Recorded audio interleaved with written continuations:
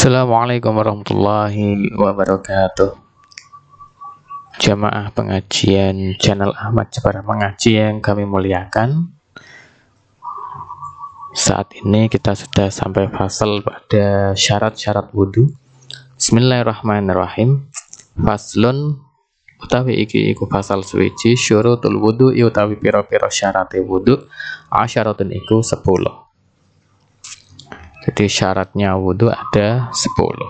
Syarat itu hal yang harus kita punya, kita lengkapi, kita miliki, kita penuhi sebelum kita melakukan kegiatan yang lain. Jadi kalau kita wudhu biar sah, syaratnya itu harus terpenuhi sebelumnya.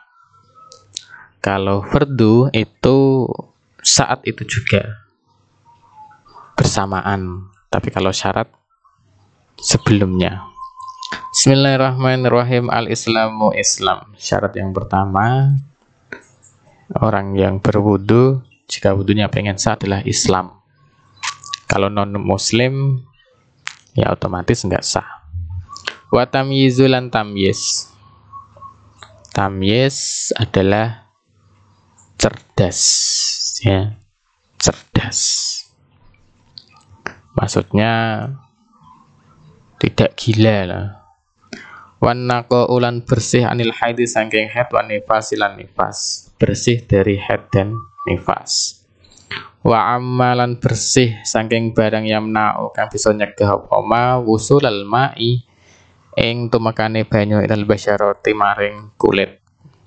Yang selanjutnya adalah tidak ada suatu hal atau benda yang mencegah mengalirnya air ke kulit kita, ke anggota kulit saat berwudu. Jadi tidak ada yang menghalangi aliran tersebut, aliran air. Jadi air mengalir langsung ke kulit tanpa ada hal atau benda yang menghalangi. Wa la yakunalan yento ora ono alalu udwi ing atase anggota ma apa barang yoga itu kang ngowahake apa ma alma ing banyu. Tidak ada sesuatu yang bisa merubah sifat air di dalam anggota tubuh kita. Wal ilmu lan ngaweruhi bi fardiyatihi kelawan fardune wudu. Nah, ini juga penting mengetahui fardu wudu. Wa alla yang kita lan yento ning katake sapa wong fardhon ing fardu siji min furudihi saking pira-pira fardune wudu sunatan ing sunah. Jadi yang selanjutnya ini adalah jangan sampai kita menganggap bahwa sesuatu yang menjadi fardunya wudu itu dihukumi sebagai sesuatu yang sunnah. Yang fardu tetap fardu, yang sunnah tetap sunnah. Jangan sampai kita mempunyai anggapan bahwa fardunya wudu misalkan niat. Oh, niat hukumnya sunnah. Nah, jangan sampai. Wal ma'ulan banyu atau huru kang suci tur nyucikake. Air yang digunakan harus suci mensucikan. Suci saja tidak cukup ya. Suci saja tidak cukup, harus suci dan mensucikan. Karena kalau suci aja itu air teh juga hukumnya suci. Jadi harus suci mensucikan. Wa dukhulul waqti lan manjinge waktu wal muwalatulan nuli-nuli lidaimil hadasi kedua wong kang langgeng hadase. Jadi kalau mereka orang-orang yang punya penyakit seperti beser misalkan, itu diusahakan wudunya itu ketika sudah masuk waktu sholat, kemudian setelah wudhu langsung sholat tanpa ada jeda. Jadi kalau orang normal kan setelah wudhu kita bisa mungkin jagong terlebih dahulu atau jalan kemana gitu. Selama wudhunya nggak batal bisa langsung sholat. Tapi kalau bagi mereka yang punya penyakit beser, itu caranya wudhu kemudian langsung sholat. Ya otomatis wudhunya itu ketika sudah masuk waktu sholat. Begitu. Kita lanjutkan. Faslun tawi iki ku fasal suwiji nawaqidul wudu utawi pira-pira perkara kang batalake wudu arba'atu asya iku papat pira-pira perkara. Di hal yang membatalkan wudu ada 4. Al awwalu utawi kang kawitan al khariju iku perkara kang metu min ahadis sabilaini saking salah suwijine dalan loro min kubulin nyatane saking dalan ngarep autuburin utawa dalan buri rihun ana kalane entut au ghairuhu utawa liyane entut ilal mani kejaba mani. Jadi hal pertama yang membatalkan wudu adalah ada suatu barang yang keluar dari kubul atau dubur. Gitu. Contoh yang paling gampang adalah kentut ya. Kalau kentut itu contoh yang paling gampang. Wudunya batal. Atau yang lainnya. Asani utawi kang kaping pindho zawalul aqli. Iku ilange akal binaumin sebab turu au ghairihi utawa liyane turu illa naumako itin kejaba turune wong kang lungguh memaginen kang netepake maka ada tahu ing bokonge qaid minal ardi saking bumi.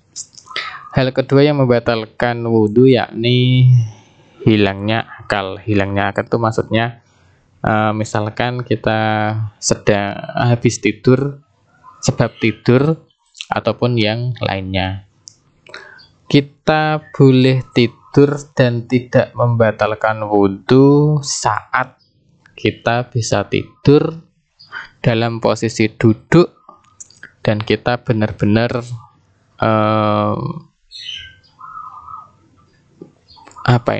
bokong ya. Kalau bahasa Jawa itu bokong. Bokong itu benar-benar nempel di lantai.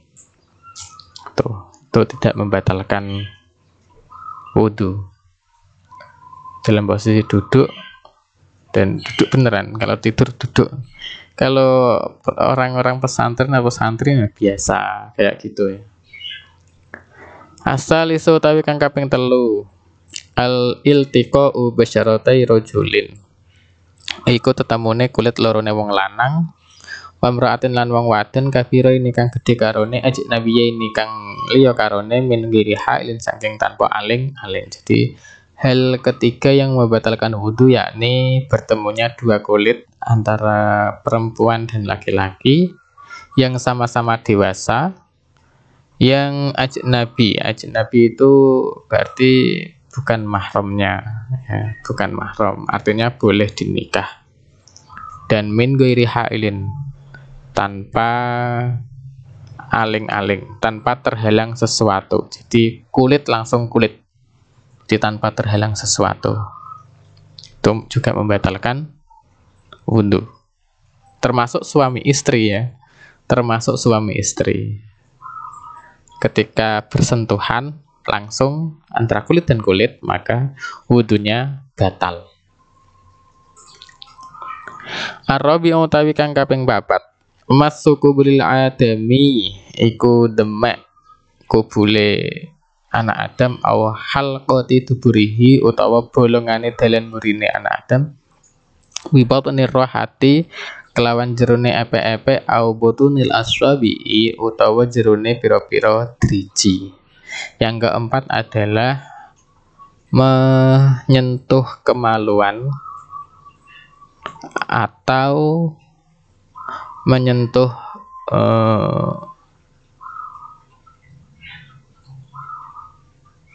bahasanya yang paling halus apa ya, jalan belakang yang buat berak gitu dengan telapak tangan atau dengan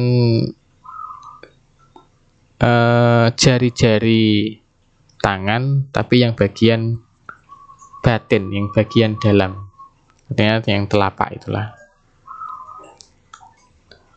Itu juga membatalkan wudu. Jadi menyentuh kemaluan atau jalan belakang dengan jari-jari ataupun dengan telapak tangan. itu batal wudunya. Mungkin itu untuk pengajian kali ini. Syukran katsirun wa la'fu minkum. Wassalamualaikum warahmatullahi wabarakatuh.